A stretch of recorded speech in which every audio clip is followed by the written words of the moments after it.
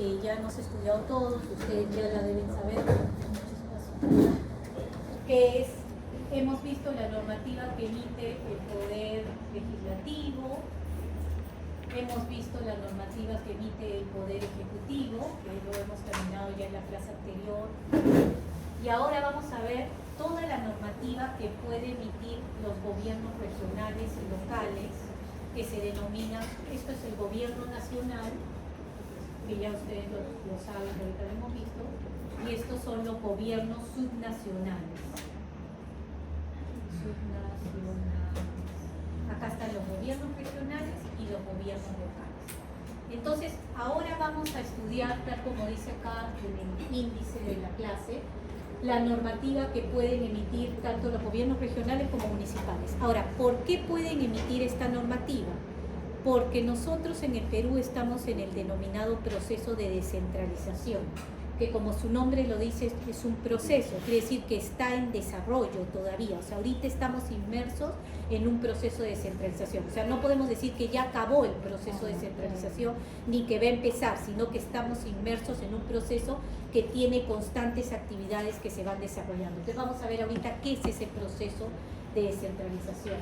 Vamos a ver dentro de ese proceso qué se conceptúa como regiones, cuáles son las nuevas regiones que existen en el Perú, que se tuvo que hacer una adaptación de acuerdo a la Constitución, que ahora vamos a ver, para entender sobre qué circunscripción territorial se iban a constituir las regiones, ¿no?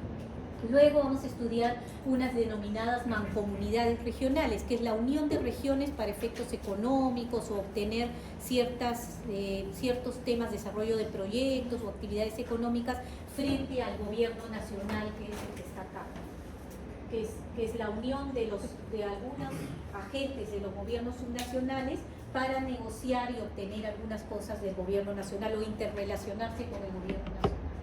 Luego vamos a ver los conceptos en sí de los gobiernos regionales, vamos a dar una mirada a la Ley Orgánica de Gobiernos Regionales, a la Ley Orgánica de Municipalidades, y vamos a estudiar unos espacios que se desarrollaron, que estuvo desde el gobierno del APRA, se instituyó desde el año 2018, 2016 hacia adelante, unos espacios de diálogo que iban a tener estos gobiernos subnacionales con el gobierno regional. Y eran como unos eventos que se organizaban para interrelacionarse, iban los ministros, se entrevistaban con cada gobernador, hacían analizaban las carpetas de cada proyecto que se estaban desarrollando en los distintos sectores, y eso era interesante porque era una iniciativa con la cual tú podías sentarte con el gobernador regional, no esperar siempre que ellos vengan a Lima a exigir cosas, sino tú podías ir haciendo como no un upgrade, sino ir haciendo como una posibilidad de poder coordinar específicamente cosas para que no lleguen a un extremo y se produzca algún conflicto con el gobernador regional. Entonces se instituyeron estos pactos que se llamaban GORES ejecutivos, que ahora vamos a ver cómo. Entonces, primero, ¿qué es el proceso de descentralización? El proceso de descentralización, como toda política, está desarrollada también en la Constitución, como ya hemos visto otras políticas que hemos estudiado en la clase anterior, ¿no? Entonces, ¿dónde se inicia la regulación del proceso? En el artículo 118 de la Constitución. 116, 118.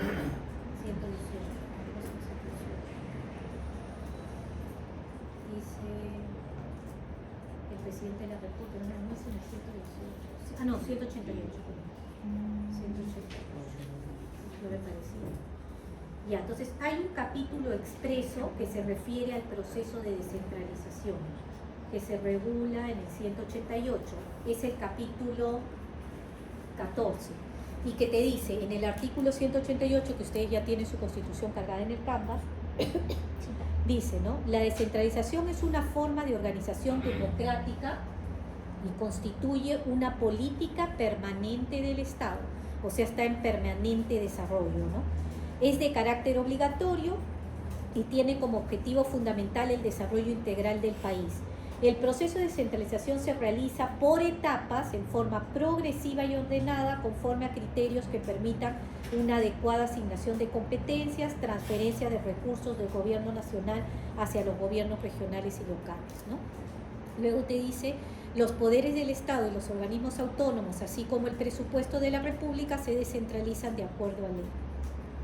Entonces, estas son las principales características. Es una política de Estado que hoy es obligatoria para todo el Estado peruano, ¿no? Obligatoriamente hay ciertas funciones que tienen que transferirse a los gobiernos regionales y locales. O sea, no las va a poder seguir ejerciendo el gobierno nacional, sino que le va a tener que transferir a los gobiernos regionales y locales. Es un proceso político y técnico. La idea es que logre un desarrollo integral de todo el país, pero ahorita estamos viendo que todavía hay regiones que tienen un poco de desigualdad. Entonces estamos viendo que el proceso de descentralización no está cumpliendo con sus objetivos al 100%, ¿no? Pero en la idea debería mejorar el desarrollo integral económico de los habitantes de cada una de las regiones. Ya sabemos que se realiza por etapas, en forma progresiva y debe ser ordenada, y aplica a los poderes del Estado o organismos autónomos cuyos presupuestos se deben descentralizar conforme a ley. Esto es para cuidar que justamente los gobiernos regionales no estén pidiendo tanto presupuesto, que no lo utilicen, entonces que sea el gobierno nacional quien decida cuánto se les va a dar de presupuesto o no y para qué funciones específicas que se les va a transferir. Entonces ya saben que es un proceso que está regulado también en la Constitución, desde ahí viene.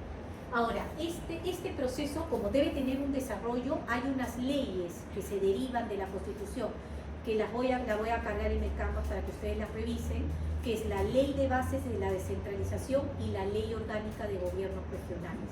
Ahí está todo lo que regula el proceso, el detalle del proceso de descentralización. Entonces, ¿qué se estableció cuando se originó este proceso de descentralización regulado por la Constitución? Y se sacaron estas leyes en el año 2002 más o menos. Se estableció que como no se podían todavía formar, la idea era que las regiones se puedan agrupar, que de repente haya una gran macroregión norte que agrupe a todos estas regiones o departamentos que hoy día están en el norte del Perú, o que haya la macroregión selva y agrupe a todos los departamentos que están en la selva. Como no había acuerdo por parte de todavía las regiones, y cada gobernador regional quiere tener su propia región para aplicar sus políticas y luego para efectos políticos ver si después eso puede servirle para él apostar o postularse a la presidencia de la República.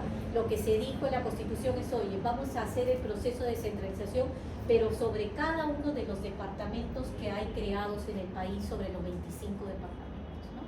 Entonces hoy por eso tenemos tantas regiones como departamentos hay en el país. Pues la región Ucayali, la región San Martín, la región Ancash, etcétera, ¿no? Entonces dijimos hoy, se acordó y se dijo, oye, vamos a crear las regiones que normalmente deberían ser por áreas continuas, integradas históricas, cultural y administrativamente, creando como unas unidades sostenibles solamente en sí, como todo. O sea, la idea es que cada gobernador defiende su propia región, ¿no? O sea, la gente no quiere estar unida, por ejemplo, Arequipa no quiere estar unido con Moquegua, porque las regiones, los habitantes de las regiones o quienes dirigen las regiones son bien nacionalistas. Entonces dicen, oye, yo quiero tener mi propia región, ¿yo por qué me voy a unir con Moqueguas territorialmente hablando, ¿no?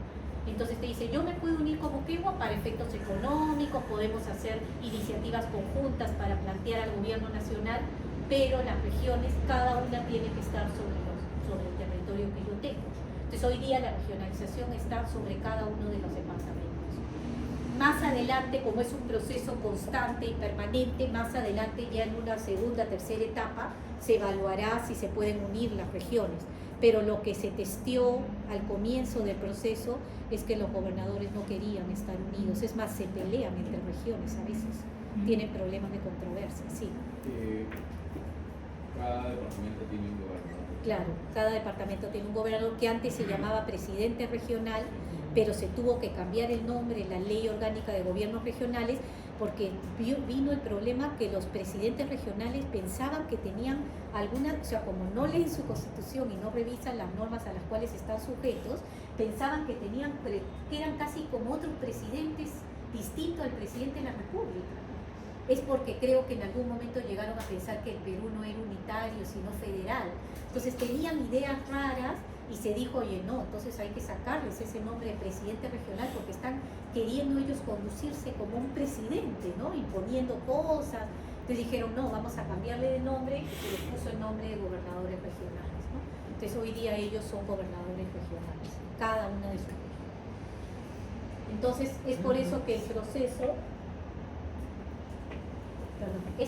el proceso se inicia sobre las circunscripciones actuales de los departamentos y la provincia constitucional del Callao, y por referéndum se establece que se podrán integrar 2 o más circunscripciones contiguas para constituir una región conforme a ley. Pero va a tener que haber un previo referéndum, y en realidad en la práctica más hemos tenido la idea de que los gobernadores quieren ellos estar en sus propias regiones que unirse con otras regiones. Es más, hay unos problemas bien delicados de límites. A veces las regiones se están teniendo controversias respecto a temas de límites. Hay problemas de límites entre Arequipa y Moquegua, a veces hay problemas entre Cusco y Madre de Dios, ¿no? Entonces, dicho realmente, va a tener que venir un gobernante, porque vamos a tener, ahorita te doy la palabra, va a tener que venir un gobernante que tome el toro por las astas del proceso de descentralización, y también el Congreso se va a tener que poner de acuerdo cómo hacemos con este proceso de descentralización, porque aparentemente se ha quedado congelado en como originariamente lo planteó la Constitución. ¿Tenías una pregunta, creo? ¿Por qué Lima no tiene gobernador? Porque Lima tiene el gobierno regional de Lima, que es Lima provincia, ¿no? Y tenemos el alcalde, ¿no? Se supone que cada departamento tiene un gobernador. Sí. Cada gobernador debe velar por sus departamentos. Sí. Eso no se da en la práctica. Claro, ese es el tema, que como es tan débil, les voy a poner también bibliografía en el Canvas para que lean, pero nuestro proceso de descentralización no son procesos tan maduros como podemos ver en España con las comunidades autónomas, ¿no? Como nuestro país tiene una institucionalidad un poco débil, se ha generado un proceso de descentralización también débil, con todos los problemas que hoy día tenemos, ¿no? Si hay un conflicto social, por ejemplo, ¿quién sale? ¿No creen ustedes que ante un conflicto social el primero que debería salir de la cara es el alcalde o el gobernador? Pero ¿qué hacen? No salen por un tema político, y tiene que venir el gobierno nacional desde Lima a arreglarles el conflicto social a Cusco o Huancavelica, y los maltratan a los ministros. Entonces, por eso que justamente ahora estaba leyendo que se ha creado ya, se está gestando desde la presidencia del Consejo de Ministros una política de conflictos sociales. Se va a diseñar una política que establezca claramente quién sale a través de un conflicto social. Porque el gobernador, ustedes han visto, se pone de costadito, y quien asume el costo político es Lima, es la presidenta con sus ministros. Y el gobernador se hace el que él no sabe, ¿no? ¿Pero qué pasó? ¿Por qué usted no fue a solucionar el conflicto? No, porque no está claro si es mi competencia, porque hay un viceministerio de gobernanza territorial bajo la PCM, tiene que ir, que si bien ese viceministerio tiene oficinas departamentales, no son lo suficientemente fuertes para ir ellos, entonces tiene que ir el viceministro de gobernanza, tiene que ir un representante del gobierno nacional a solucionar un conflicto que muchas veces es de tipo regional o departamental. Entonces, esa es la dicotomía, el problema que tenemos en nuestro débil proceso de descentralización. ¿Tenías una pregunta? No. Oye, pensé que tenías. Entonces, el proceso de descentralización prevé estas mancomunidades, que era la unión de regiones, que se iban a denominar a partir del 2020 mancomunidades municipales y regionales, ¿no?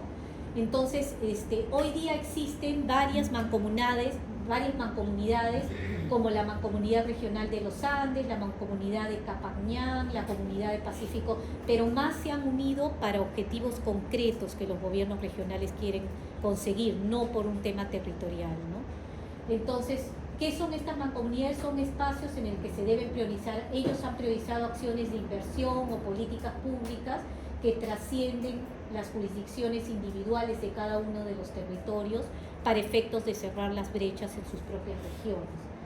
Hoy día existe una Secretaría de Descentralización en la PCM, que es el que coordina el apoyo y acceso de fondos a estas comunidades para que puedan lograr sus objetivos económicos, culturales, depende del objetivo que tengan, ¿no? Y ya en la PCM se ha creado un viceministerio de gobernanza, que es el que también está articulando estas cosas para efectos de auxiliar a las regiones cuando hay conflictos, o ver también el tema de problemas de límites que tengan las regiones en el marco del proceso de descentralización.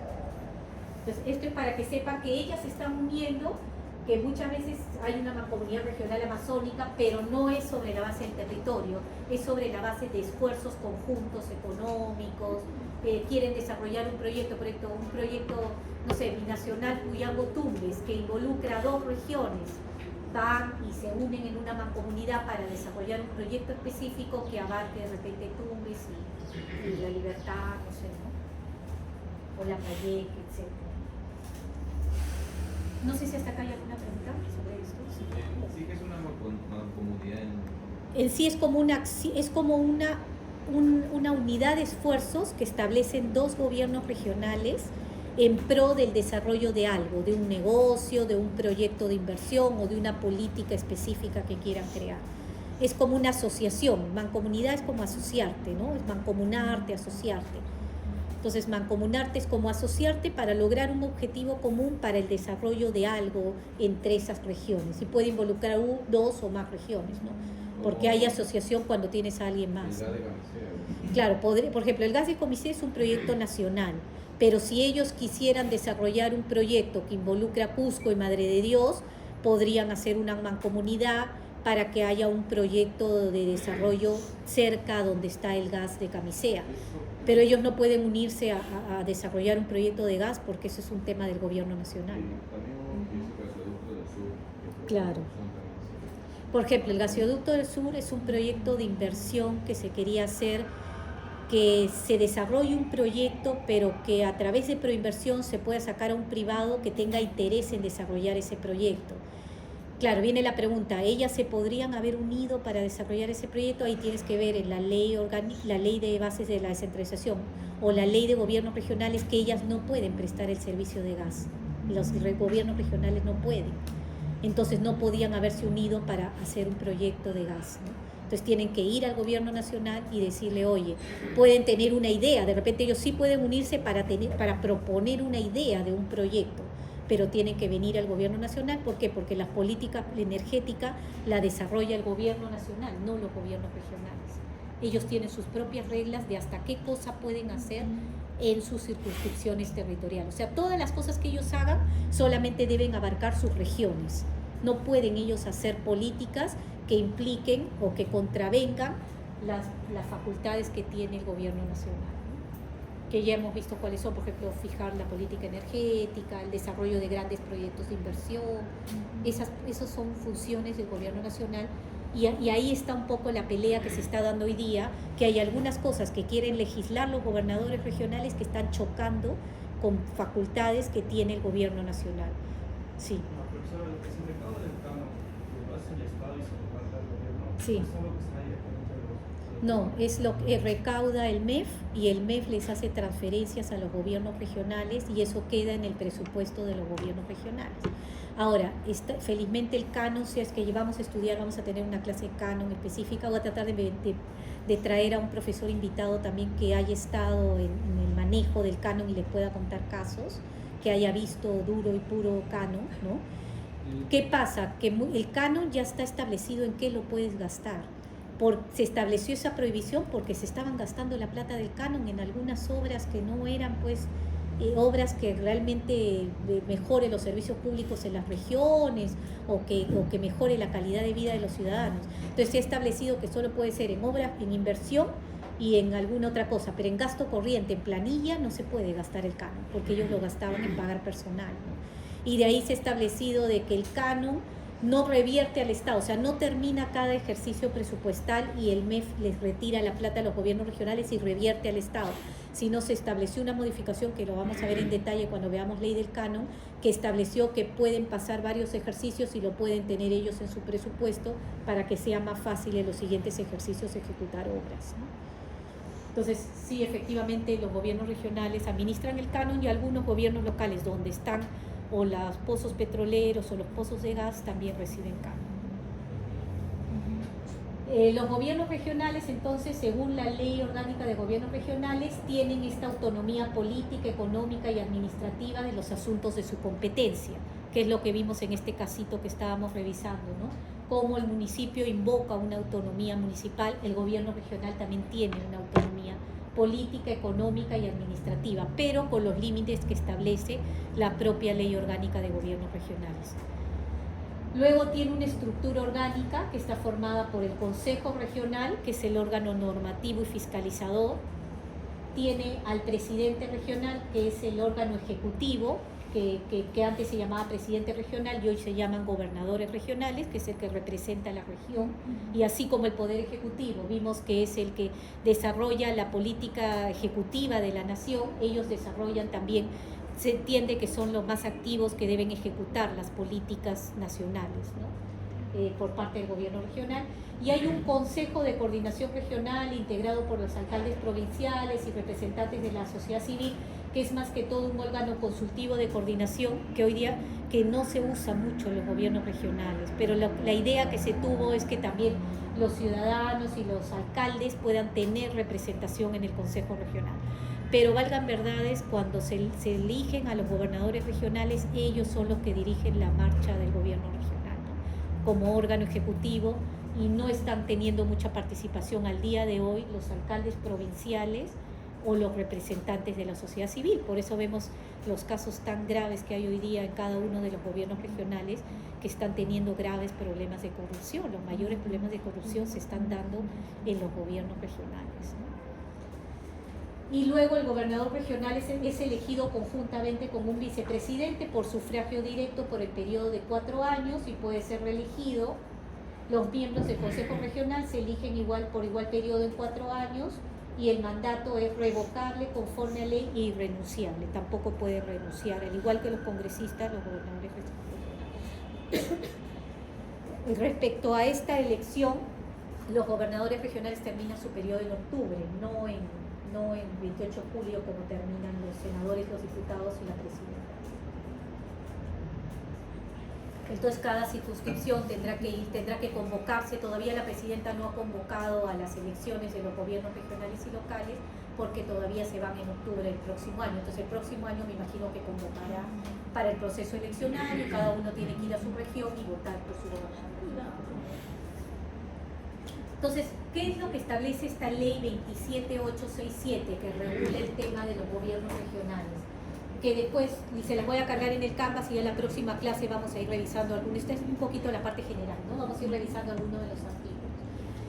Regula la norma, estructura, organización, competencia y funciones.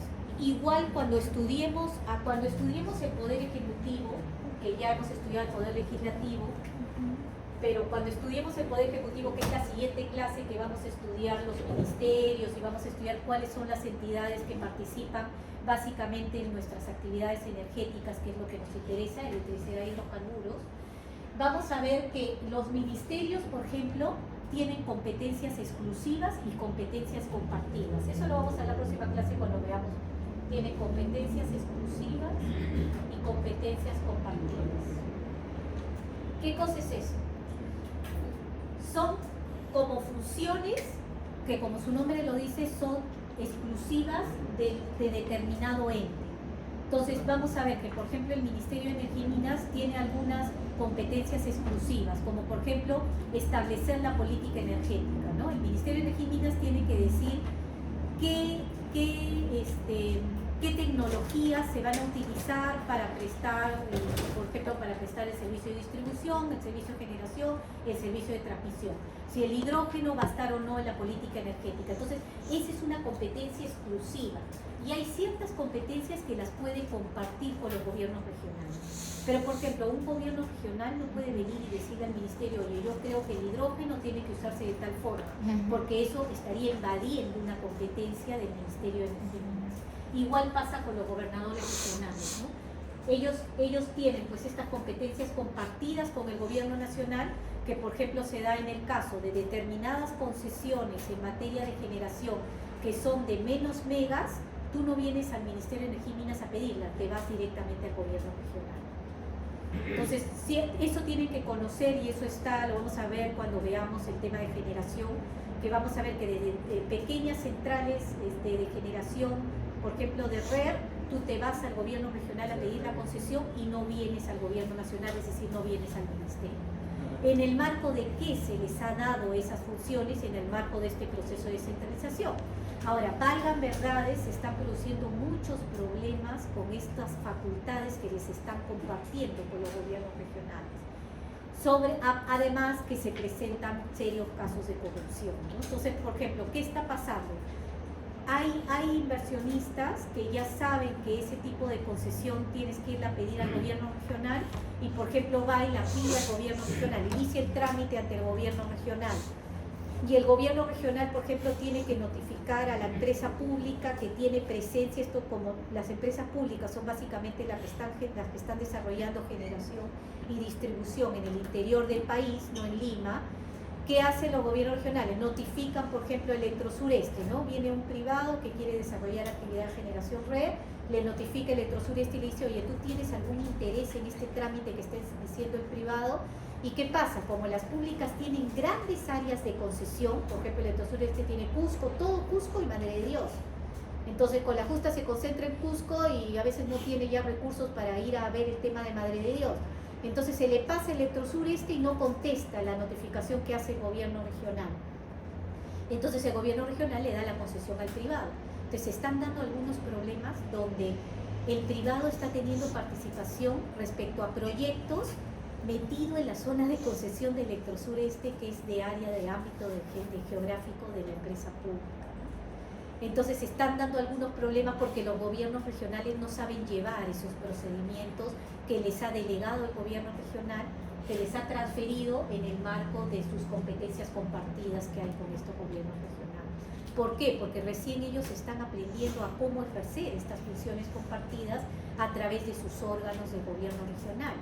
Y como hay tanta rotación de personal, no hay personal que esté muy preparado y tenga los conocimientos para administrar esas competencias. Entonces ese es el gran problema que tenemos el día de hoy. Entonces mucha gente dice, oye, ya no le transfieran más cosas al regional, no ves que ni siquiera puede con lo que tiene, pero como estamos en un proceso permanente de descentralización y hay leyes como la ley orgánica y la ley de bases que establece que los ministerios tienen que determinar e ir viendo si hay cosas que hay que transferir, tienes que transferir, les están transfiriendo al gobierno regionales, ¿no? Entonces ahora lo que correspondería es que tenemos corriendo que ir a hacer un fortalecimiento de capacidades de los gobiernos regionales, porque no pueden seguir ejerciendo esas competencias con estos problemas que están causando. Pero tiene que venir un gobernante que tome el toro por las astas, evalúe y vea que hay un problema en el proceso de descentralización y diga, mira, ¿sabes qué? Vamos a sacar una modificación de esta ley, vamos a parar el proceso, que si bien la Constitución dice que es permanente, vamos a pararlo transitoriamente, vamos a hacer una evaluación de línea base de cómo está la situación y luego vemos qué cosa vamos a ajustar. Pero hoy día el proceso está con serios problemas, el proceso de descentralización.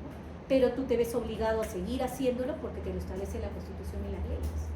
Entonces habría que hacer una reforma constitucional, etc. Entonces, los gobiernos regionales crean mecanismos para promover la inversión privada, nacional y extranjera, y en el marco de sus competencias otorgan concesiones que contribuyan al desarrollo regional y local.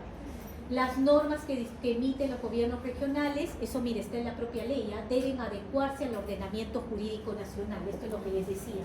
No pueden contravenir con lo que regule el Poder Ejecutivo, la Constitución o el Congreso a través de las leyes de todo el ordenamiento jurídico nacional, ¿no? Por tanto, mira lo que dice expresamente, no pueden invalidar ni dejar sin efecto normas de otro gobierno regional ni de otros niveles de gobierno. Acá es donde se está dando las controversias que hoy día estamos teniendo en el proceso de descentralización. Y lo vamos a ver con algunos ejemplos de cómo ellos se exceden sus funciones y por su desesperación política que tienen algunos gobernantes regionales, quieren invadir esferas que corresponden a normas de competencia nacional. Entonces, tú cuando asumas una gobernación regional tienes que tener bien claro cuáles son tus límites. No puedes estar excediéndote e invadiendo otras funciones. ¿Qué es lo que emiten los gobiernos regionales? Los gobiernos regionales emiten ordenanzas regionales. Así como vimos que el Poder Ejecutivo puede emitir ciertas normativas, el gobierno regional emite lo que se llaman unas ordenanzas regionales, que también tienen fuerza y rango de ley. No son leyes, pero son de obligatorio cumplimiento dentro de su jurisdicción regional. Dentro de la jurisdicción de Ica se tiene que aplicar esa ordenanza regional. dentro de la jurisdicción de Cusco también, y ahorita vamos a ver ejemplos, ¿no? Y también emiten acuerdos de consejo regional, que los emiten los consejos regionales reunidos en pleno, emiten los acuerdos de consejo regional. Luego ya emiten otras normas de inferior jerarquía, así como vimos el Poder Ejecutivo, que son decretos regionales y resoluciones regionales. Pero para lo que nos interesa, usted debe tener claro si este nivel, para los efectos de la práctica y eso, que ellos pueden expedir ordenanzas regionales y acuerdos de consejo regional. Y ahorita vamos a ver algunos ejemplos, ¿no? Primero, quería mostrarles un poco cómo es un organigrama de un gobierno regional, ¿no? En la cabeza está el gobernador regional, tiene al costado su consejo regional, tiene ese consejo de coordinación donde podían estar los alcaldes y la ciudadanía, la sociedad civil, que no se usa mucho porque generalmente quien domina o dirige el gobierno regional es el gobernador, ¿no? Son los que dirigen el tema. Luego hay un vicegobernador regional, que es el que ustedes han visto cuando hemos tenido los problemas de corrupción y llega a la fiscalía y los detiene a los gobernadores mediante una detención preventiva. ¿Quién asume la cabeza del gobierno regional? El vicegobernador regional. Él se queda a cargo del gobierno regional cuando hemos tenido problemas de que tienen temas con la justicia y se ha tenido que detener. La mayor cantidad que se ha detenido es de gobernadores regionales que se han visto involucrados en temas de corrupción graves, ¿no? Ese es un problema donde ahí te da una idea de que no está caminando bien el proceso de descentralización porque hay problemas de corrupción. Luego, como vamos a ver en los ministerios cuando veamos la próxima clase, todo el organigrama de un ministerio, como todo tiene un gerente general regional, ¿no? Que es como el secretario general del ministerio, es el que te maneja todo el gobierno regional, el gerente regional. Luego, bueno, tiene su procuraduría, su órgano de control institucional, que son los que se llaman la OSI, que son los representantes de la Contraloría dentro del gobierno regional. Estos son los que detectan los problemas, en teoría, son los que deberían detectar los problemas de corrupción, ¿no? Que es la Contraloría presente en cada uno de los gobiernos regionales, pero lo que pasa muchas veces es que la Contraloría tiene tantos temas, o los representantes de la Contraloría en los gobiernos regionales se demoran, y muchas veces primero llega la Fiscalía a detectar los ilícitos que cometen antes que el propio OSI se dé cuenta que hay un tema de corrupción en el gobierno regional, ¿no? Y acá viene que no se ve bien, porque no sé por qué no se ve bien, que dice acá, gerencia de desarrollo social, que ya. Nuestro tema de energía se da en este lado, ¿no? Este es un ejemplo un ejemplo tipo de organización de gobierno regional. Entonces acá tenemos la gerencia regional de desarrollo y la gerencia regional de desarrollo económico. Dentro de la gerencia regional de desarrollo económico hay varias direcciones regionales. Está la Dirección Regional de Comercio Exterior, la Dirección Regional de Energía y Minas, que es para la que nos interesa, hay una Dirección Regional de Producción y Agraria. Dentro de la Dirección Regional de Energía y Minas, que son los que se llaman las DREMs. Cuando ustedes escuchen hablar de la DREM, ¿dónde tienes que pedir tu concesión? Ah, no, ándate a la DREM Arequipa, ándate a la DREM Cusco, ándate a la DREM Moquegua, que por ejemplo RER o otros temas. La DREM es la Dirección Regional de Energía y Minas, que es donde se va a iniciar tu trámite de solicitud de concesión o de aprobación de determinada actividad económica relacionada al tema de electricidad y hidrocarburos, ¿no? Entonces la DREM al interior tiene una dirección técnica minera, una dirección técnica de electricidad, una dirección técnica de hidrocarburos y una dirección técnica ambiental también. También los temas ambientales, algunas cosas se han transferido a los gobiernos regionales, y los temas ambientales también a veces tú tienes que ir acá a que te aprueben un estudio de impacto ambiental de determinado proyecto. Todo está acotado en la norma y ahorita lo vamos a ver. Pero lo que quiero es que sepan es que dentro de un gobierno regional está la DREM, que es la que ve todo el tema de aprobación de permisos o desarrollo de actividad eléctrica y hidrocarburos dentro de la circunscripción de la región. Tiene que quedar claro que cada gobierno regional ve lo referido a su región. Entonces esta DREM solo puede dar permisos dentro de su región. No puede ser que si tú tienes un proyecto que te ocupa Moquegua y Arequipa, vas a tener que ir a la DREM Moquegua y a la DREM Arequipa a pedir el proyecto. Porque ya abarca dos circunscripciones territoriales. ¿Por qué? Porque, por ejemplo, Arequipa no tiene competencia sobre Moquegua, porque él solamente es la región Arequipa. Entonces, cada gobierno regional tiene, como decir, atribuciones y funciones y responsabilidades dentro de su propia circunscripción. Acá, por ejemplo, les he puesto algunos ejemplos de ordenanzas que emiten los gobiernos regionales. Por ejemplo, acá el gobierno regional de Ica aprobó una ordenanza regional que aprueba un plan estratégico regional de turismo per Turica. O sea, ellos legislan solo sobre su región. Ellos no pueden legislar sobre otra región porque la ley no les permite legislar sobre otra circunscripción territorial.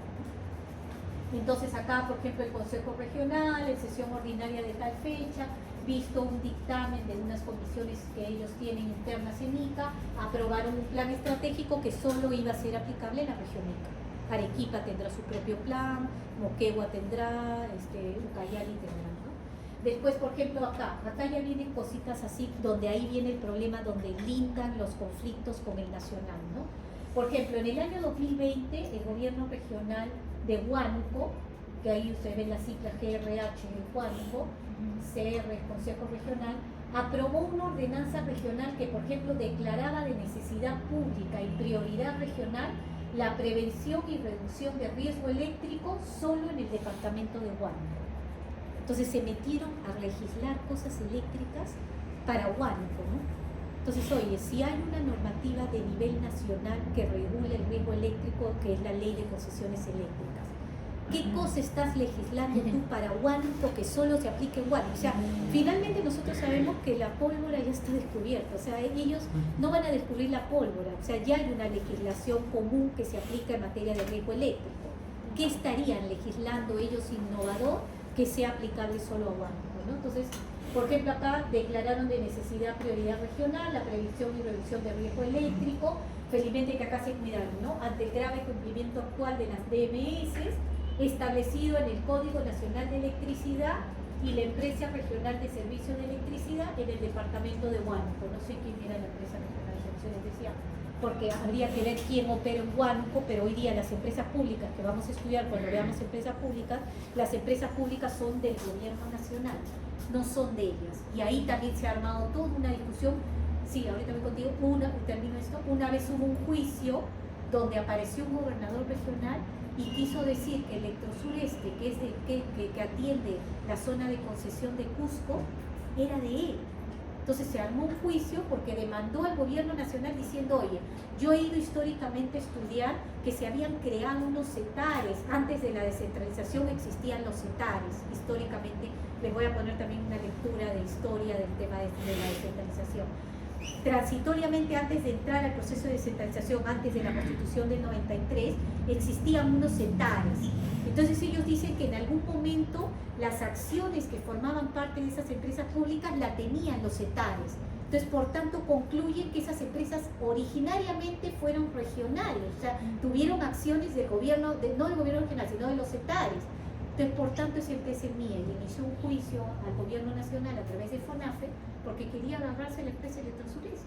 Entonces tuvimos que ir a juicio, Cusco se tuvo que ir a juicio y se le explicó al juez que las empresas son creadas por ley y que corresponden al gobierno nacional y que la ley de bases de la descentralización y la ley de gobiernos regionales establecen que ellos son dueños de las empresas públicas nacionales. Podrán crear sus propias empresas chiquitas que atiendan Huancavelica, que atiendan Huánuco, pero las grandes empresas que hoy operan en la distribución son del gobierno nacional.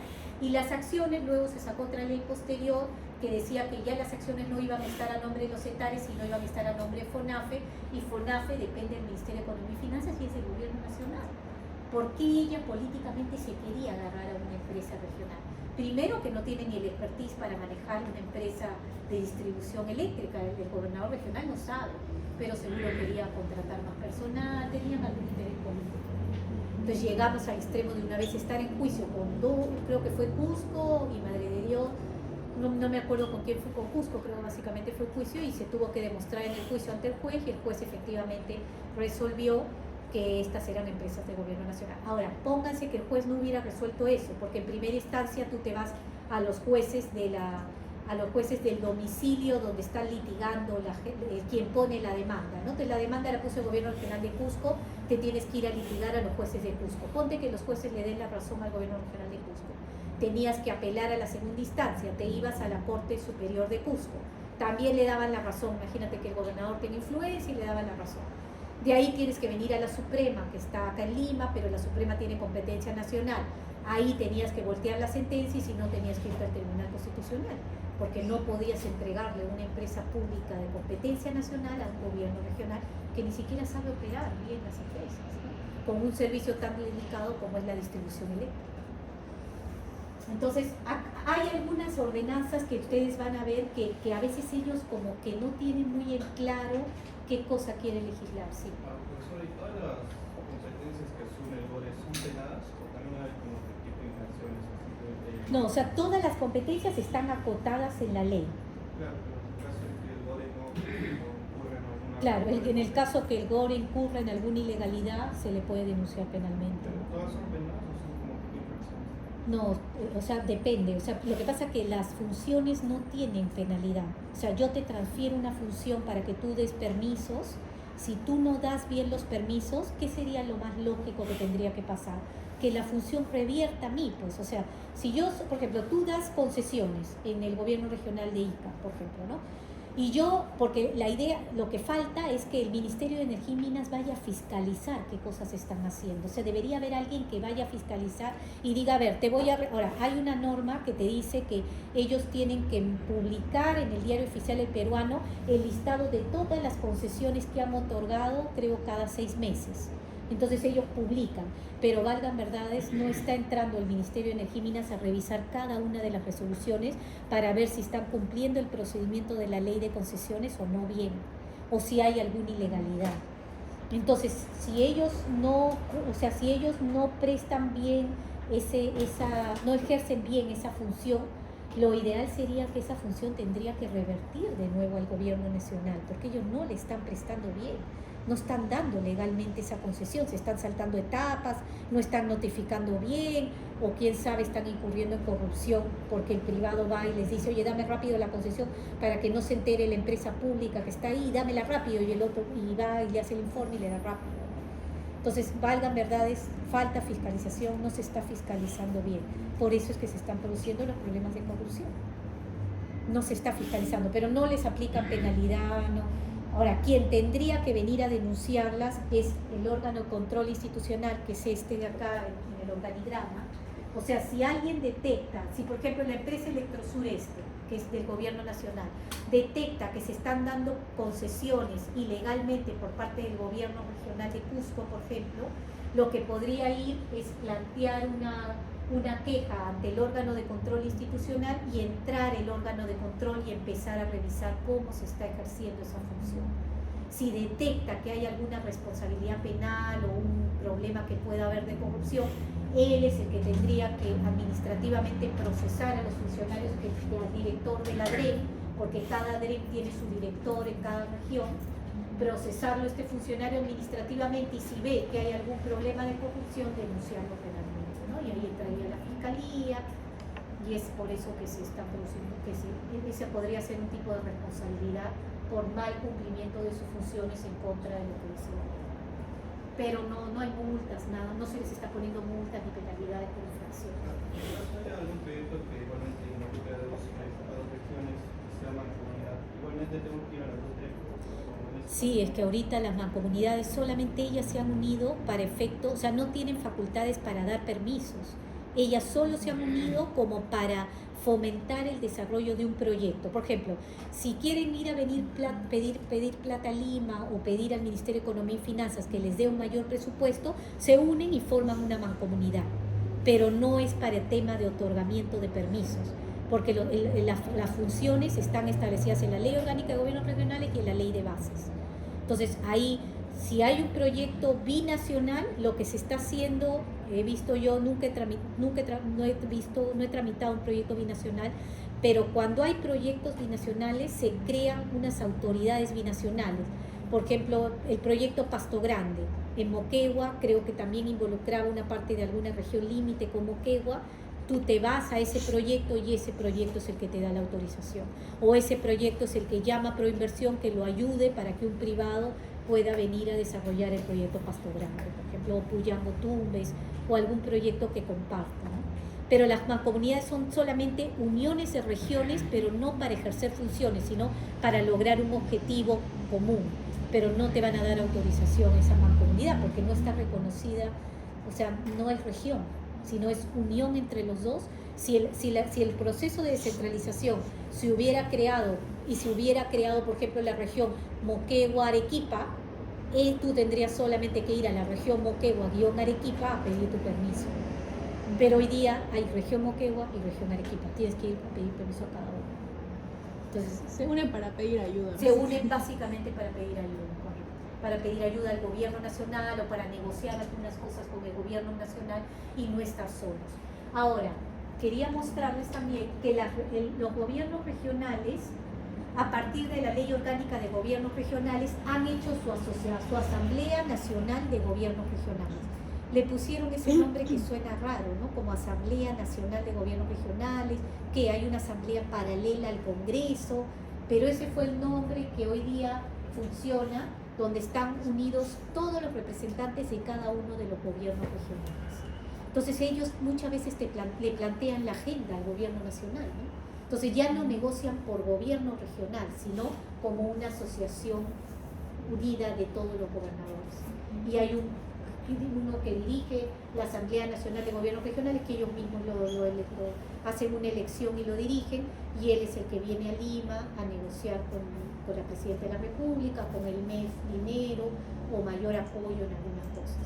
Entonces hoy día hay la unión de los gobiernos regionales a través de un organismo que no está reconocido en la Constitución, pero que ellos lo usan para negociar, que se llama Asamblea Nacional de Gobiernos Regionales, que es como un gremio que agrupe a todos los gobiernos regionales. Hoy día no sé quién lo dirige, pero no sé si lo dirige Acuña, no sé si lo dirige Acuña, pero o sea, recuerdo que antes había otro representante, pero no sé hoy día quién dirige la Asamblea Nacional de Gobiernos Regionales, ¿no? Y acá, por ejemplo, les quería mostrar, esta es una ordenanza regional que se ha publicado, creo, la semana pasada, pero ustedes van a ver que tiene numeración 2022.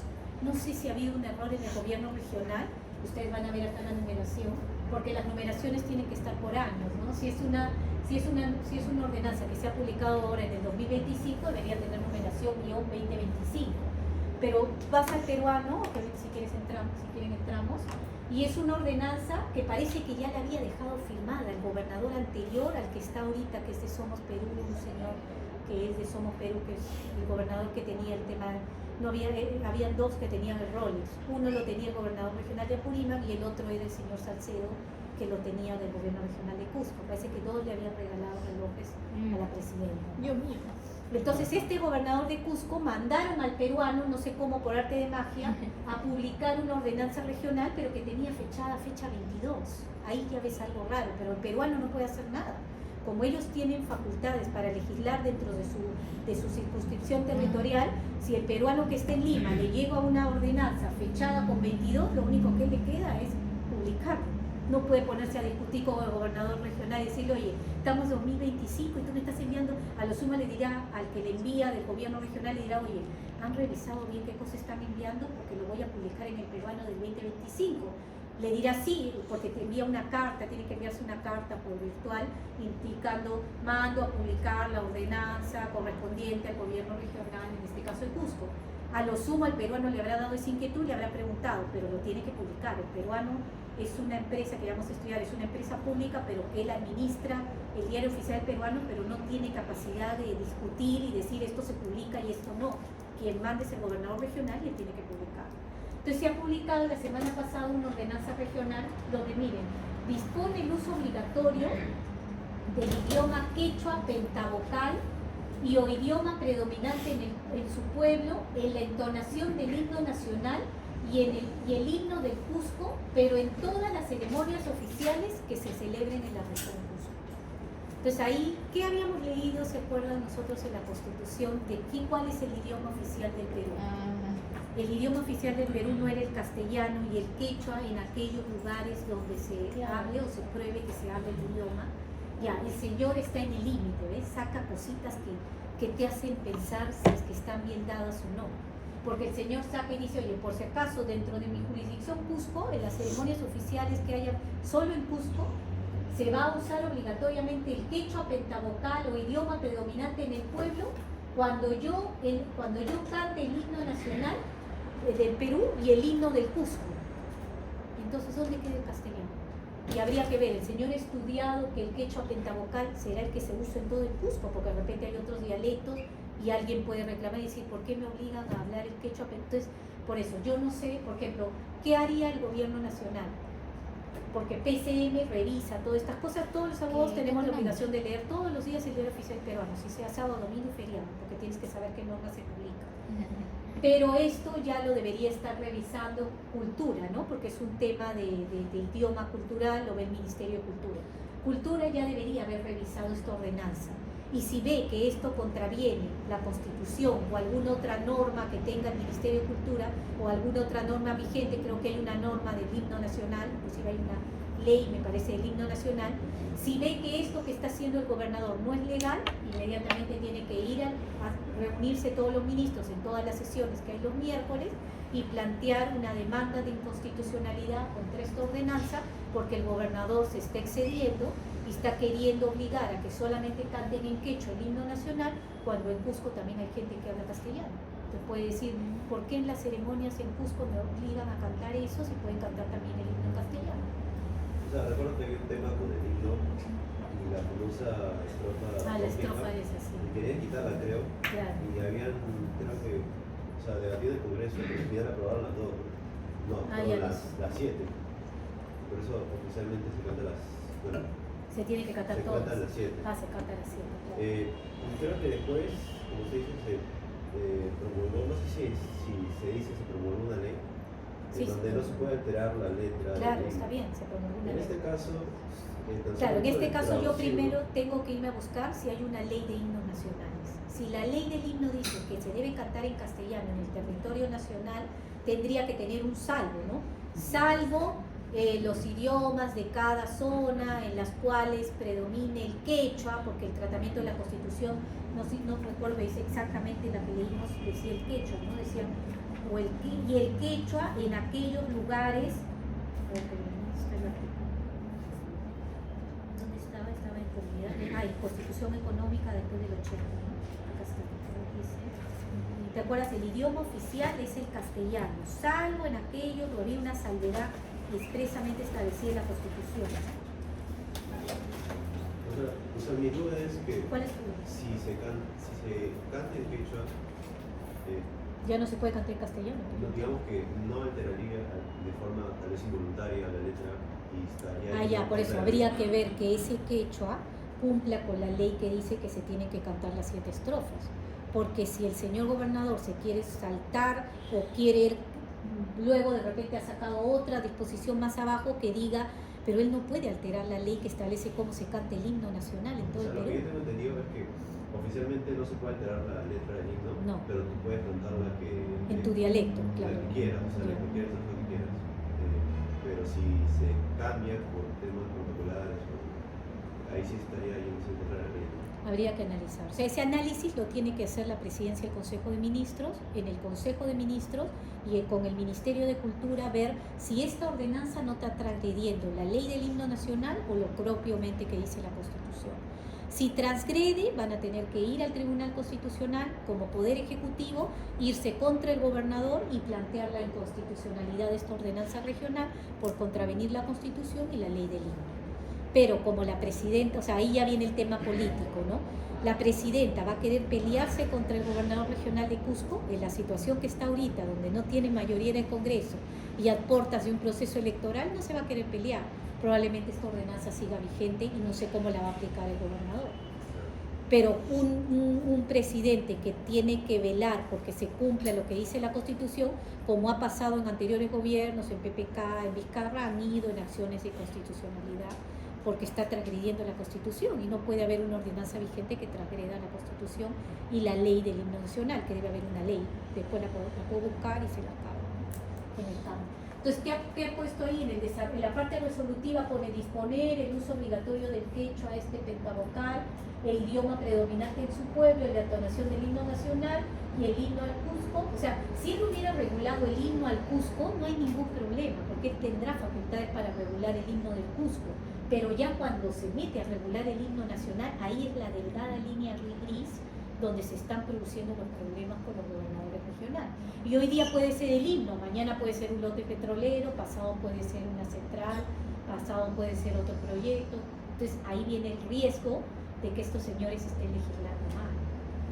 Entonces luego dice establecer, bueno, ahí ya regula cosas de él, ¿no? Establecer que para el ingreso por concurso público a los trabajadores de la administración pública regional, o sea, su gobierno regional, él va a regalar 5 puntos a favor del promedio total por gente que sepa el quechua pentavocal o idioma predominante en su pueblo.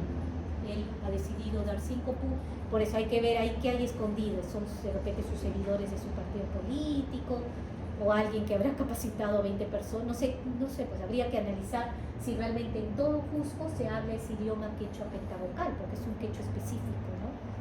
Hemos visto que cada región del país a veces tiene quechuas especiales. Ustedes creo que acá les enseñan quechua, ¿no? Habría que preguntar si el quechua que les está enseñando es el pentavocal o no, o qué quechua les enseñan, ¿no?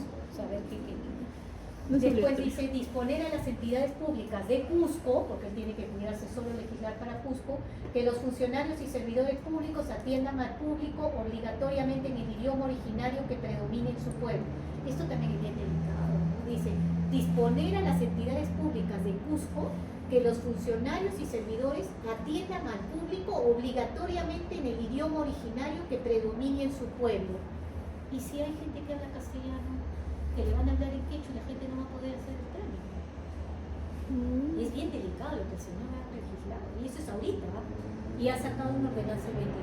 Disponer que las entidades públicas de la región, mire, acá peor, acá se mandó que peor. Disponer que las entidades públicas de la región están obligadas a implementar cursos de capacitación a todos los trabajadores de su entidad sobre el idioma originario predominante en su pueblo. Ya todas las entidades públicas de Cusco tienen dinero, tienen presupuesto para capacitar en ese idioma. Hay tantos profesores que sepan quechua pentavocal para capacitar. Entonces acá el señor ya, por ejemplo, se está mandando con el tema de los recursos. Acto seguido, ¿qué creen que le va a hacer con esta ordenanza? Va a voltear al MEF y le va a decir, oye, yo he regulado este tema, me tienes que dar plata, porque yo no tengo presupuesto para capacitar. Entonces me va a decir, oye, ahí es donde el MEF va a tener que ir donde la presidenta y le va a tener que decir, oye, vámonos al Tribunal Constitucional, pues yo no le voy a dar plata al señor con todas las prioridades que tengo para estar capacitando en quechua. En todo caso, el señor tendrá que ver cómo agencia sus recursos para capacitar a su gente en quechua, y en ese quechua pentavocal. Luego dice disponer la publicación de la ordenanza en el Diario Oficial del Peruano y en la página web, y la ordenanza entra en vigencia al día siguiente de su publicación. Peor, porque pone que la ordenanza entra en vigente al día siguiente. ¿Quiere decir que al día siguiente ya tiene recursos para capacitar? Ha debido poner más plazo, pues mientras buscaba los recursos para capacitar, hacía convenios con alguna institución que quiera gratuitamente capacitar, pero así legislan a veces los señores, ¿no? Entonces esos son los problemas que tenemos con los gobernadores. Acá un poquito para... ¿Cómo estamos viendo? Acá un poquito para entrar ya un poco en los temas de corrupción, que vamos a ver algunos problemas que se están dando de corrupción mayormente en los gobiernos regionales, ¿no? Y, por ejemplo, un Contralor General de la República, que es Nelson Chac, sacó una publicación con Pérez Portugal en el año 2020, que son unos investigadores, y vieron un poco qué se entiende por corrupción para efectos de las autoridades de la Contraloría, ¿no? Que son los que deben fiscalizar que precisamente los funcionarios públicos cumplan sus funciones administrativas y cumplan la ley, ¿no? Y estableció que la Constitución es aquel abuso del poder para beneficio propio de terceros. Entonces, todo tema de corrupción pasa por un tema de abuso del poder, de extralimitación de sus propias facultades, como hemos visto en esta ordenanza, ¿no?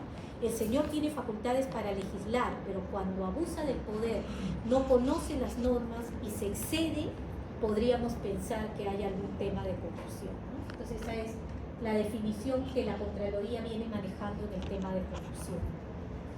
¿Qué es lo que nuestros grandes pensadores griegos, ya en ese tiempo, miren, antes de Cristo, 470, 399 antes de Cristo, ya este tema de la corrupción siempre se ha venido dando en distintas sociedades, en este caso la sociedad griega, se dio en la romana, en distintas sociedades, seguramente en el incanato también habría problemas de corrupción, pero los distintos apercibimientos que habían, si alguien era corrupto, muchas veces era que mataban a la persona, la fusilaban. No he leído todavía un libro, de repente ustedes hayan visto algún libro de corrupción en el imperio incaico, pero la voluntad del Inca y el poder que tenía el Inca era tan estricto y tan disuasivo que nadie se atrevía a transgredir la normativa o la manera como convivían en el imperio incaico, ¿no? Pero en estas sociedades griegas, romanas, ya había, como toda sociedad desarrollada o imperios, problemas con la corrupción. Entonces Sócrates, ¿cómo consideraba la corrupción? Decía que la corrupción aparece cuando alguien se aparta de la verdad, la justicia y la virtud, y creía que nadie hace el mal a propósito, sino muchas veces por ignorancia, ¿no? Se pensaba que la corrupción podía ser por omisión, no por acción, sino por ignorancia. Platón, también discípulo de Sócrates, decía que la corrupción es la degeneración de las formas de gobierno, cuando los gobernantes dejan de buscar el bien común y empiezan a servirse de sus propios intereses, ¿no? Tú como gobernante, cuando entras a un gobierno o a dirigir la marcha de tu país, debes buscar que haya interés, que se predomine el interés público, quiere decir que todos los ciudadanos tengan acceso a mejores servicios, a seguridad ciudadana, a servicio médico, ¿no? Lo que está pasando ahorita en salud es una cosa pues que no se ha visto nunca se ha visto, ¿no? Que la gente ya, creo que con 5 meses de anticipación tienes que pedir cita, están colapsando los servicios de salud. Entonces uno piensa si están capacitados estas autoridades o la persona que ahorita han puesto a dirigir salud, que tiene una afiliación también política, si el señor estaba capacitado para dirigir una entidad tan importante como es salud, donde ni siquiera se financia con los aportes de los asegurados. Apenas tú empiezas a trabajar, te descuentan por planilla el aporte de salud, va automático de salud. Por eso que entonces la gente que llega a la mayoría de edad es porque años ha trabajado y ha aportado de salud. Entonces tiene derecho a que le estén tratando tan mal que no pueda ni verse atendido, ¿no? Entonces ya ahí uno empieza a pensar y decir, ya, si por planilla automáticamente me van a descontar el de salud, tienes que juntar plata para tu EPS, pues, porque si ya estás viendo que salud está colapsando y que salud en algún momento va a quebrar porque hay huecos también de gente que no está aportando, o sea, hay empleadores que retienen el dinero y no lo mandan a salud. Entonces hay deudas que tienen los propios empleadores con salud. Entonces si tú haces un estudio y ves que de acá a 5 años salud va a quebrar y tú vienes aportando y ya te vas a jubilar, de una vez ahorra dinero para afiliarte a tu EPS porque sabes que si vas a salud no te van a dar una correcta atención. Ahí costo-beneficio nomás, tendrás que gastar más en salud, pero tampoco te vas a someter a que te traten, porque hay casos bien delicados que se dan en salud. ¿Has visto esos casos de que le amputan a una persona una pierna, se equivocan y le amputan otra pierna? Entonces la gente se queda, o sea, hay que saber también los problemas reales que se están dando con las instituciones. Entonces, ¿y qué decía Aristóteles? Que la corrupción es el desvío de la finalidad natural del hombre en lugar del bien común. Todos buscan intereses privados, ¿no? Es la transformación del poder en tiranía, ¿no? Pues la gravedad de lo que es incurrir en un tema de corrupción. El tema de corrupción también hay que pensarlo, que no se da desde los altos cargos del gobierno. Nosotros como ciudadanos también hay acciones que adoptamos, que hay que ver bien. Muchas veces si te para un policía, no le vas a estar dando apoyo al policía. Ya desde ahí, de tu calidad de ciudadano, ya tienes que ver en qué cosa ir midiendo, como el tema del plagio, ¿no? Que también la universidad tanto difunde. Tienes que tú ver que no puedes estar metiéndote en un tema de plagio porque va a tener consecuencias y graves consecuencias a nivel universitario, a nivel ciudadano también. Entonces es preferible, si te pone la multa en policía, señor policía, colóqueme la multa. Si ves que el policía duda, es que está queriendo común. Porque el policía, si él identifica una infracción, tiene que poner la multa. Entonces te pondrá la multa, te acoges al pronto pago, 80% y pagas tu multa. Oigan, caballero. Pero no se metan en eso, o sea, es bien delicado y son cosas que uno a veces las hace como ciudadano, ¿no? O mi papá me va a hacer algo, mejor le doy la multa al policía, mi papá va a ver que le metieron una multa al auto y qué cosa le va a quitar el auto por la desesperación, pero tienes que ir. ¿Por qué? Porque eso escala, tú eres ciudadano, pero cuando algún día tengas algún cargo representativo o seas un ciudadano con más poder, si sigues con esas prácticas puedes llegar al extremo de lo que es el gobierno regional. Entonces, son hábitos. Y también tener presente que si te convocan a trabajar en una entidad pública, siempre debes tener tu carta a disposición. Cuando ves que hay algo raro, así seas practicante, porque muchas veces uno es practicante y ve las cosas que pasan en la administración pública, ¿no? Obviamente que tú no le vas a ir a decir al director general, señor director general, no sea corrupto y pida la coima, porque se agarran contra ti y no.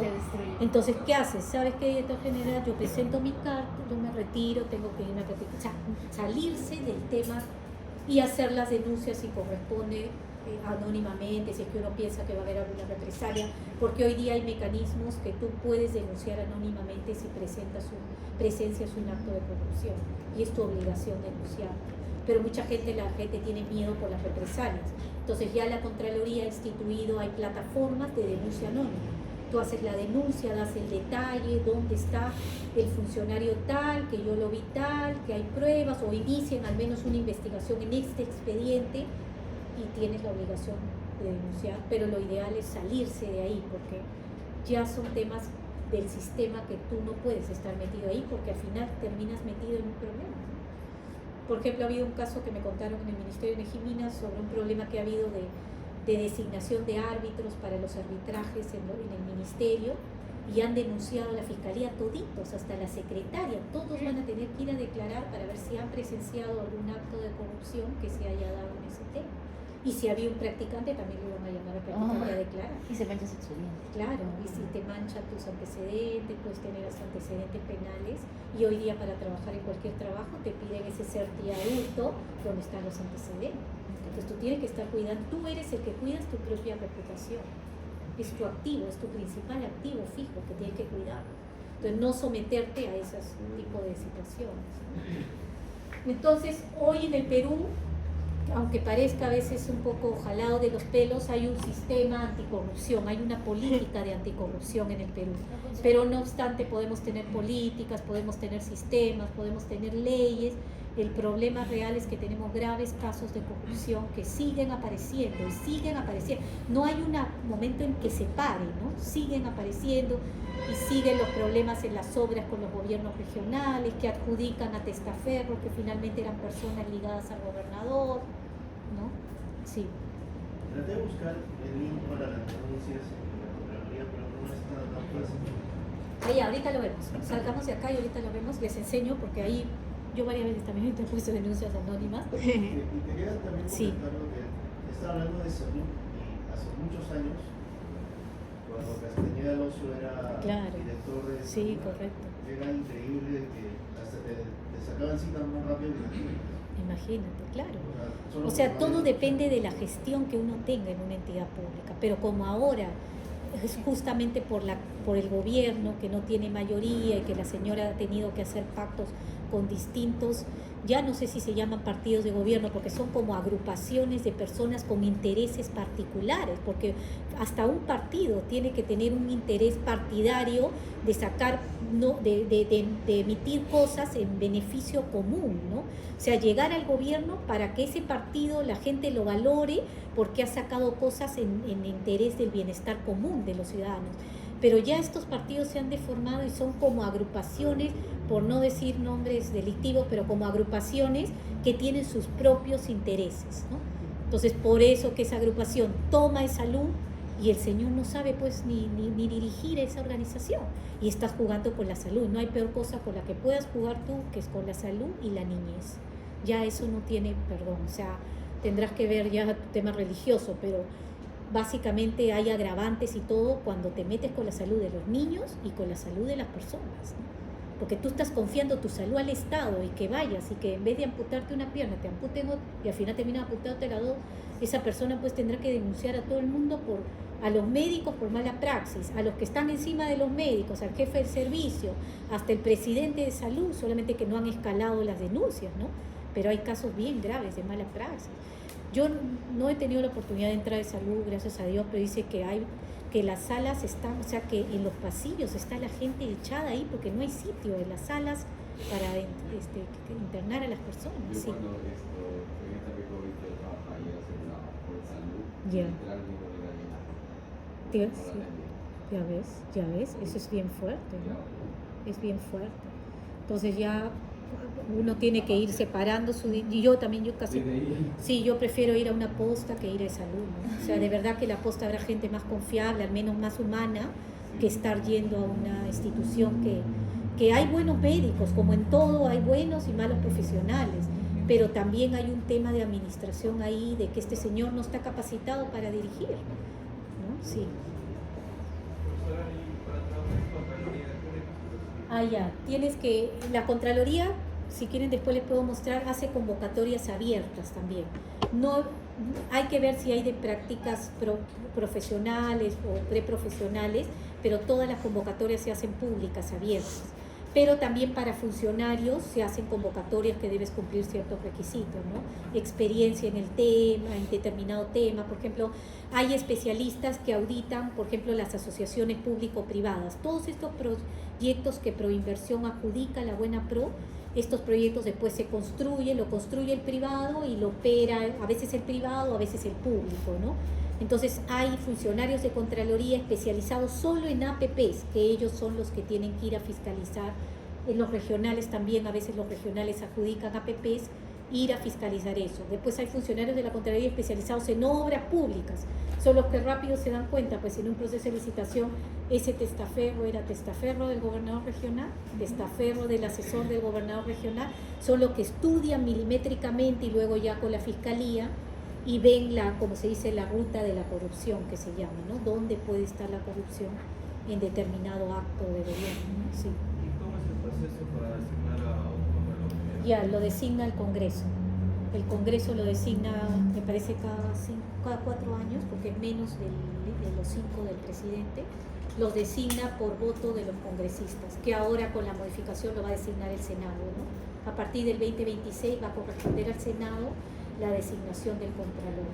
Por ejemplo, antes estaba este Contralor Nelson Chac, ahora ha entrado uno nuevo que no se le conoce mucho, recién ha entrado, bueno, hubo acuerdo de fuerzas políticas entre Fuerza Popular, Perú Libre, los que más manejan, y designaron a este Contralor, que es un señor nuevo, que por ejemplo yo lo he visto en algunos foros y el señor está pidiendo disculpas, o sea, está saliendo en los foros a pedir disculpas por algunas cosas persecutorias que ha tenido la Contraloría contra los funcionarios públicos, ¿no? Contra los buenos funcionarios públicos, porque contra los corruptos es su función sancionar a los que son corruptos.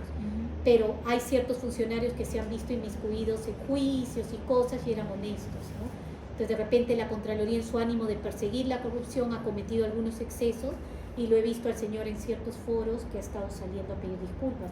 Al menos es loable, porque hoy día ningún funcionario público te pide disculpas.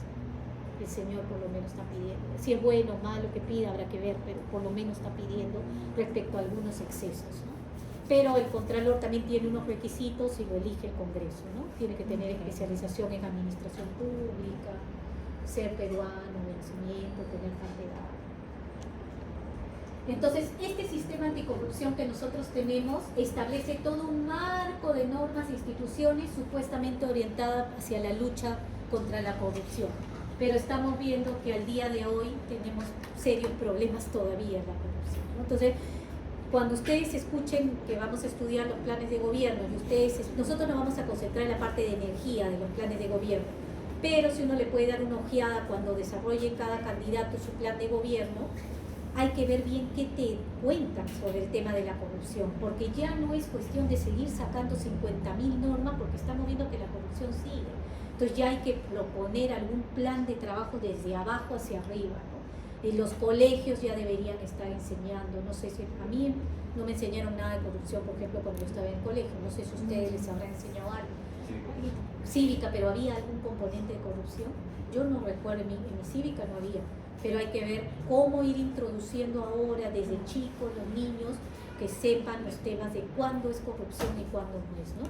Y de repente cuando sus papás hagan algo, el niño puede decirle, no sé si lo escuchará, pero ahora que vale tanto la opinión de los niños, ¿no? Que antes no se escuchaba tanto, hay que ver cambiar la óptica. Entonces eso parte porque tiene que venir un gobernante que se remangue bien y ataque el problema, porque todo lo demás que nos sigan diciendo ya no está resultando, y vamos a ver ahora los índices de corrupción que hay en los gobiernos regionales. Entonces sí. Pero me acuerdo la frase de Castillo. Por eso, esas cosas se han producido. O sea, supuestamente tenía la idea de que la corrupción se vencía limpiando desde una escoba, ¿no? Desde abajo, desde arriba hacia abajo. Desde arriba hacia abajo. Claro. Y sea, y usted que comenta ahora que lo mejor sería desde abajo hacia arriba, aún me deja pensando porque hemos estado al menos 4 años, 3 años con esa misma metodología. Claro, y no está dando resultado. De repente es una confluencia de abajo hacia arriba con arriba hacia abajo, porque como te infestan, o sea, supuestamente te contaminan el sector público, hay que primero limpiar las entidades públicas, ¿no?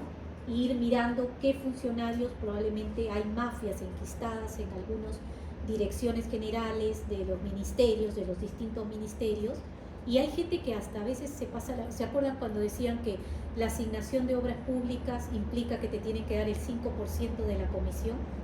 Ya eso es algo que era Vox Populi, independientemente del cártel, de la mafia de la construcción, ya se sabía, y eso lo venían hablando hace 10 años, que la gente hablaba, y claro, no habían pruebas, pero la gente decía, todo el mundo sabía que los contratistas tenían que ponerse de acuerdo y que se tenía que dar una coima al funcionario que organizaba el proceso de selección, porque con ese 5% te iban a dar la buena pro del proceso de selección y tú ibas a ganar y ejecutar la obra, ¿no? Pero eso ya se venía hablando y no se tenía pruebas hasta que cayó ese cártel de la construcción en el MTC, ¿no? También me acuerdo del tema del ¿cómo se dice? El concurso para nombrar a los docentes. Ese tema, ¿no? También. Ese tema es un claro ejemplo, ¿no? Se hizo una reforma en educación.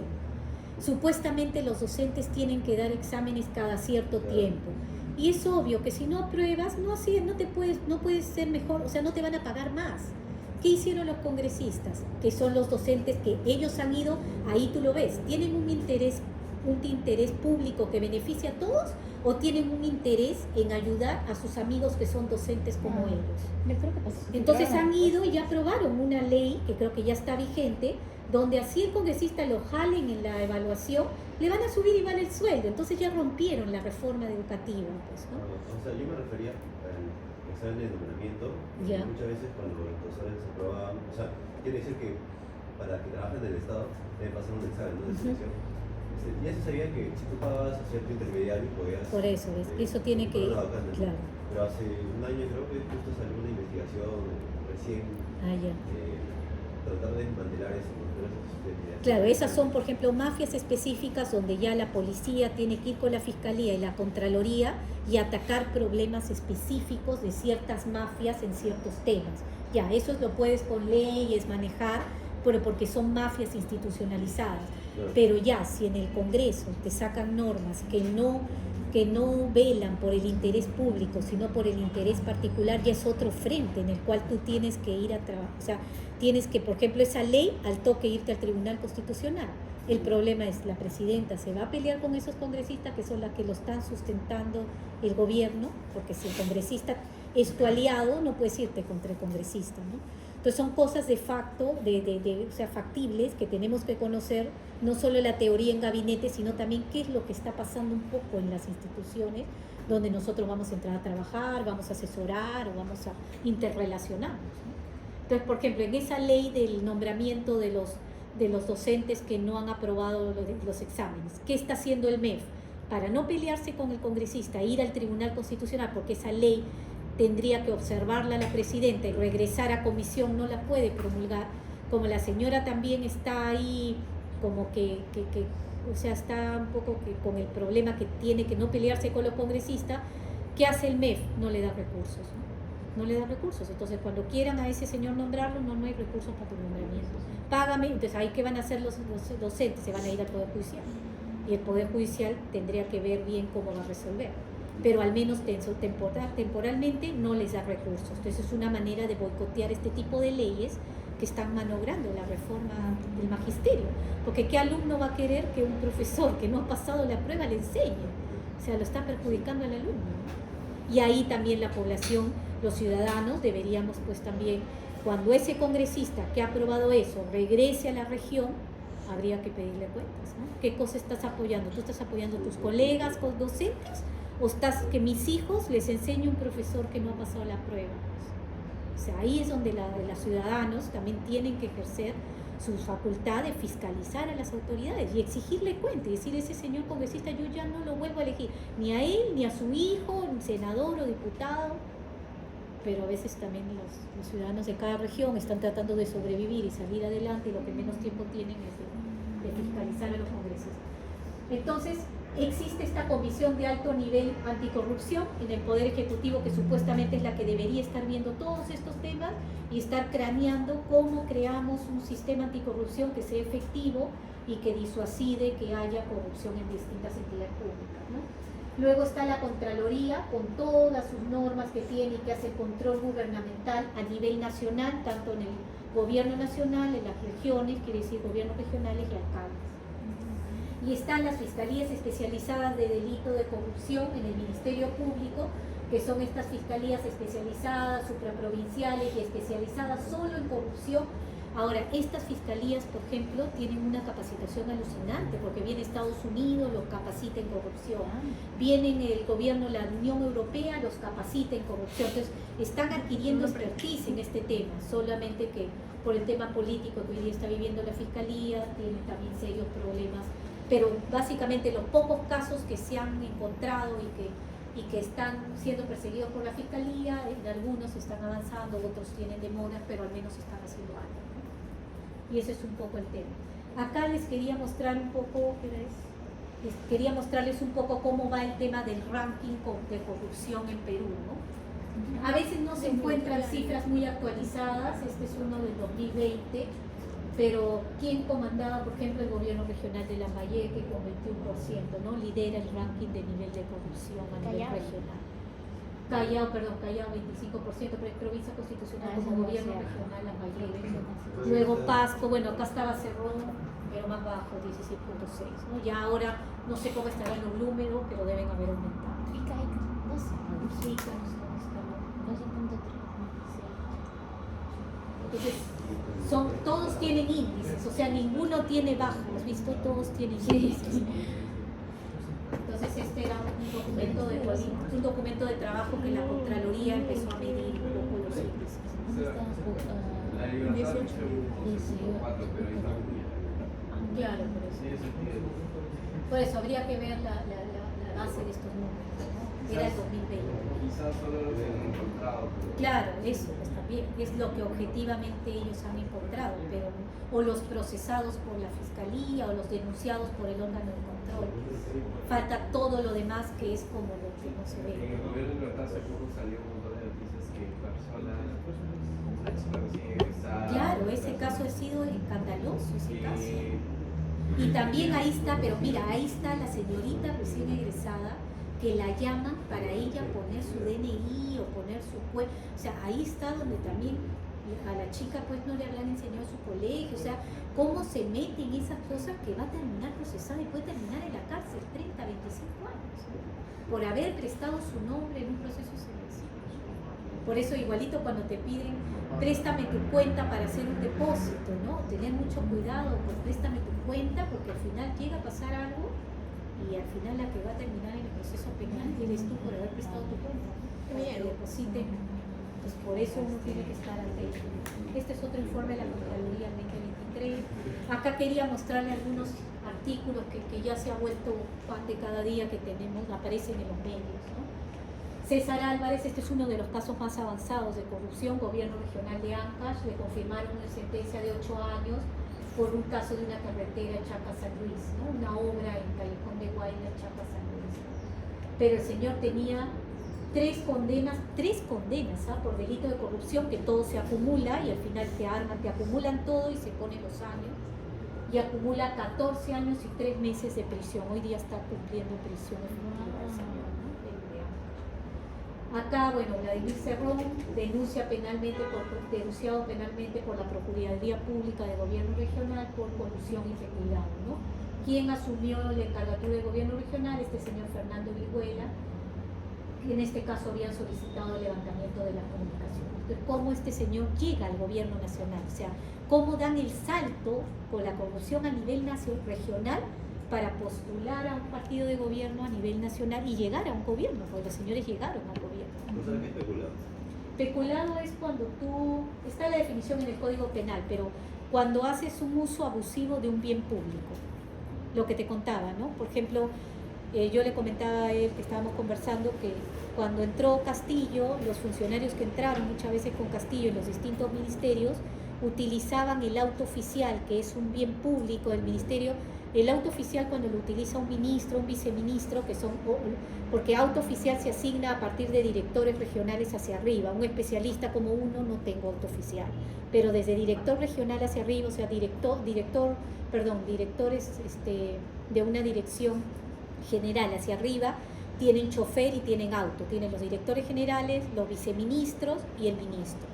Entonces, si tú entras a un ministerio, tienes que conocer cuáles son las normas del ministerio.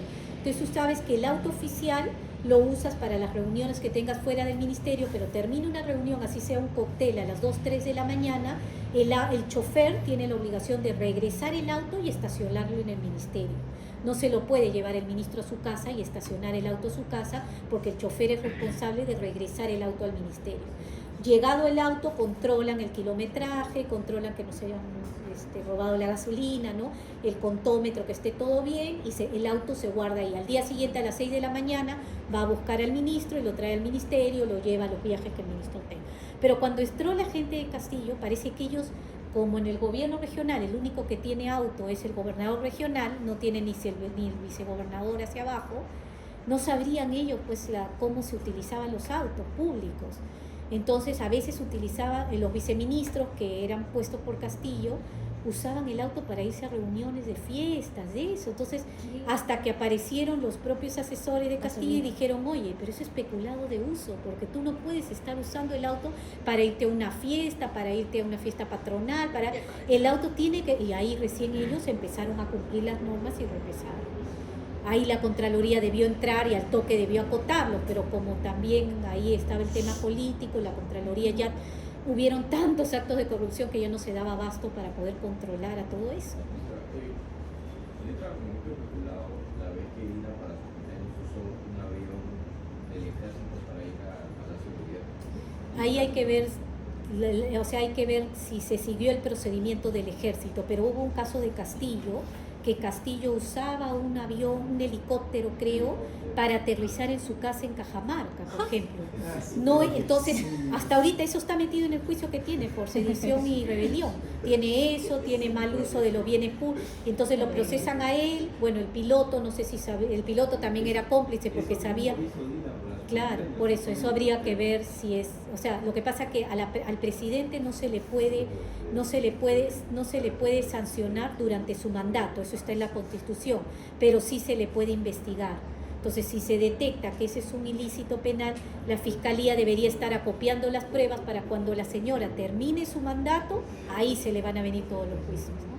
Si es que usó mal los bienes públicos, como los helicópteros. Por eso que hay que ser muy cuidadoso cuando uno asume un cargo público, ¿no? Saber cuáles son tus derechos y cuáles son tus obligaciones que debes cumplir. Y acá el gran caso que hubo en Cusco del bendito Hospital de Lorena, que fue un caso donde estuvo implicado también un gobernador regional que está en la cárcel, entiendo hoy día, donde se presentaron 9 denuncias. El procurador regional de Cusco presentó 9 denuncias contra varios exgobernadores regionales, y entiendo que hasta el día de hoy no se ha terminado este Hospital de Lorena, y se está terminando por un contrato gobierno a gobierno que creo que se ha celebrado con el gobierno británico, me parece, para que ayude a construir esta obra, y se le quitó al gobierno regional porque ya tenía tantos problemas de corrupción que se dijo ya no le vamos a dejar que el gobernador regional siga siendo un hospital tan importante como es un hospital de nivel regional como era este Hospital de Lorena. Bueno, acá también temas de números que lo pueden ver, acá acciones que la Contraloría ha hecho, ¿no? La Contraloría ha supervisado, por ejemplo, por más de 39 millones en la Municipalidad Distrital de Megancotoni. ¿Alguien conoce esta municipalidad? Esta es la municipalidad que más plata recibe por el gas de camisera y el canon gasífero. Entonces, esa municipalidad hay que estar mirándola con lupa porque recibe un montón de plata. ¿Qué hace con todo ese dinero? Por eso que la Contraloría va, ¿no? Estos son los funcionarios que contrata la Contraloría, van e inician una acción de control en un municipio, miren, tan chiquito como poder hacer Megancotoni. Entonces dice, los auditores supervisarán una obra que está haciendo Megancotoni, por ejemplo, el mejoramiento y ampliación del saneamiento básico para una comunidad nativa y en Selva Verde por 17 millones. ¿No? Imagínate que una municipalidad construye una obra tan cara siendo una municipalidad tan pequeña. Es que la cantidad de dinero que maneja. Profe, ¿esos ingresos son por ley, por año? Hay que ver el canon cómo le reparte, ¿no? Pero el canon le reparte un porcentaje por tener ahí los yacimientos de gas por año, ¿sí? Ahora, el problema es que a veces no ejecutan el canon y le queda el canon de ese año y el canon del año anterior, que lo tienen su cuenta congelada y no lo pueden tocar más que para obras. Entonces al final termina teniendo un montón de plata y no ejecuta las obras, pues. Entonces, ¿por qué la gente se queja? Porque el dinero se queda guardado en las cuentas de la municipalidad y la gente no tiene agua, no tiene luz, no tiene vivienda, no tiene todo lo que la municipalidad le debe proveer, no tiene seguridad. Que lleva más de 4 años ya. ¿Por qué creen que hay 4 años? O sea, ya eso es ojo nomás, ¿no? ¿Por qué tienen 4 años sin poder culminarse una obra de saneamiento? ¿Tan difícil es hacer una obra de saneamiento? Ahí hay un tema raro. Por eso que interviene la Contraloría y va a intervenir. Entonces, Megantón es considerado el distrito más rico de la región Cusco, debido a que alberga la reserva energética más importante del Perú. Posee un presupuesto anual superior a los 200 millones y cuenta con 8.000 habitantes. 200 millones para 8.000 habitantes y en 4 años no puedes hacer una obra. O sea, ya está. O sea, ¿qué están haciendo con este dinero? Pues, ¿Hay algún lugar del Estado que les obligue a sustentar sus gastos, así Sí. como una empresa privada sustenta sus gastos a nivel nacional?